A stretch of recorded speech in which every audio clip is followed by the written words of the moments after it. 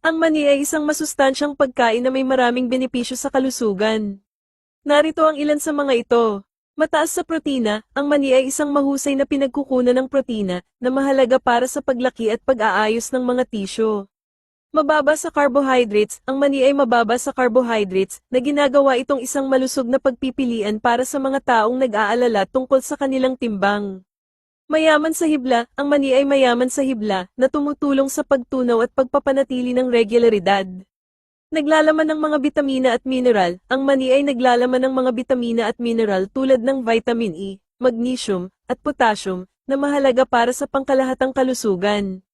Maaaring makatulong sa pagbaba ng timbang, ang mani ay maaaring makatulong sa pagbaba ng timbang dahil mataas ang mga ito sa protina at hibla, na parehong nakakatulong sa pagkontrol ng gana.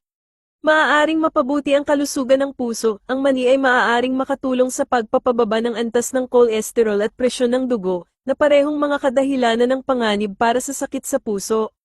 Maaaring makatulong sa pagkontrol ng asukal sa dugo, ang mani ay maaaring makatulong sa pagkontrol ng asukal sa dugo dahil mababa ang mga ito sa glycemic index. Tandaan na ang mani ay mataas sa calories, kaya mahalaga na kainin ang mga ito sa katamtaman.